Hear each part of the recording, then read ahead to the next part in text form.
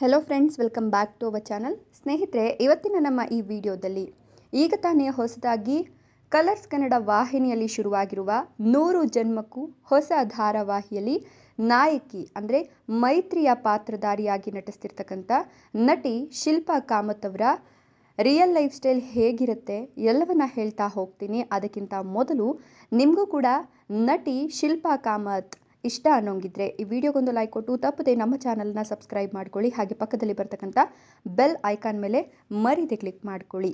ಹೌದು, ಕಲರ್ಸ್ ಕನ್ನಡ ವಾಹಿನಿಯಲ್ಲಿ ಹೊಸ ರೀತಿಯ ರೀತಿಯ ಆವಿಷ್ಕಾರಗಳು ನಡೀತಾ ಇರುತ್ತೆ ಅಂತಲೇ ಹೇಳಬಹುದು. ಇದೀಗ ಹೊಸ ವರ್ಷ ಆರಂಭಕ್ಕೂ ಮುನ್ನವೇ ಕಲರ್ಸ್ ಕನ್ನಡ ವಾಹಿನಿಯಲ್ಲಿ ನಿನ್ನೆಯಿಂದ ಹೊಸ ಧಾರಾವಾಹಿಯೊಂದು ಶುರುವಾಗಿದೆ. ಅದುವೇ 100 ಜನ್ಮಕ್ಕೂ. ಹೌದು, ಗೀತಾ ಸೀರಿಯಲ್ ನಟ ಧನುಷ್ ಮತ್ತು ಶಿಲ್ಪಾ ಕಾಮತ್ ಅವರು ಈ ಒಂದು ಧಾರಾವಾಹಿಯಲ್ಲಿ ನಾಯಕ ಹಾಗೂ ನಾಯಕಿಯ ಪಾತ್ರವನ್ನು ನಿಭಾಯಿಸ್ತಾ ಈಗಾಗಲೇ ರಿಲೀಸ್ ಆಗಿರ್ತಕ್ಕಂಥ ಪ್ರೋಮೋದ ಮೂಲಕವೇ ಎಲ್ಲರ ಗಮನ ಸೆಳೆದಿದ್ದಾರೆ. ಇನ್ನು ಕಲರ್ಸ್ ಕನ್ನಡದಲ್ಲಿ ಒಂದಾದ ಮೇಲೊಂದು ಹೊಸ ಸೀರಿಯಲ್ಗಳು ಬರ್ತಲೇ ಇರುತ್ತೆ. ಅದರಲ್ಲಿ 100 ಜನ್ಮಕ್ಕೂ ಒಂದು ರೀತಿಯ ವಿಭಿನ್ನ ಕಥಾ ಹಂದರವನ್ನು ಹೊಂದಿದೆ ಅಂತ ಹೇಳಬಹುದು.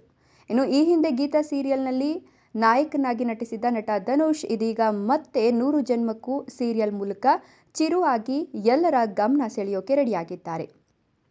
ಇನ್ನು RR ಕಥೆಯ ಮೂಲಕ 100 ಜನ್ಮಕ್ಕೂ ಧಾರಾವಾಹಿ ಮೂಲಕ ಕಲರ್ಸ್ ಕನ್ನಡಕ್ಕೆ ಆಗಮಿಸ್ತಿರ್ತಕ್ಕಂಥ ಈ ನಟಿಯ ಪೂರ್ಣ ಹೆಸರು ಶಿಲ್ಪಾ ಕಾಮತ್.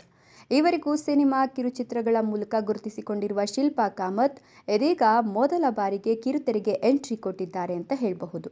ಮೂಲತಃ ಮಂಗಳೂರಿನವರಾದ ಶಿಲ್ಪಾ ಕಾಮತ್ ನಟನ ಆಸಕ್ತಿಯ ಜೊತೆಗೆ ಮಾಡೆಲಿಂಗ್ನಲ್ಲಿಯೂ ಕೂಡ ಮಿಂಚಿದ್ದಾರೆ. ಇನ್ನು ಇವರು 25 ಮೇ 1997ರಲ್ಲಿ ಮಂಗಳೂರಿನಲ್ಲಿ ಹುಟ್ಟುತ್ತಾರೆ. ಇವರಿಗೀಗ 27 ವರ್ಷ ವಯಸ್ಸು.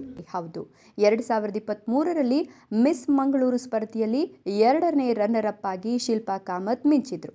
ಇದೀಗ ಅದೇ ಮಾಡೆಲಿಂಗ್ ಲೋಕದಿಂದ ಬಣ್ಣದ ಲೋಕಕ್ಕೆ ಕಾಲಿಟ್ಟು 7 ಡೇಸ್ ಎಂಬ ಕಿರುಚಿತ್ರ ಮತ್ತು ಪಯಣ ಎಂಬ ಆಲ್ಬಮ್ ಹಾಡುಗಳ ಜೊತೆಗೆ ರಂಗಸ್ಥಳ ಸಿನಿಮಾದಲ್ಲಿಯೂ ಕೂಡ ನಟಿಸಿದ್ದಾರೆ. ಅಷ್ಟೇ ಅಲ್ಲ, ಜೀವನ್ ಅನ್ನೋ ಕೊಂಕಣಿ ಸಿನಿಮಾದಲ್ಲಿಯೂ ಶಿಲ್ಪಾ ಕಾಮತ್ ನಟಿಸಿದ್ದಾರೆ.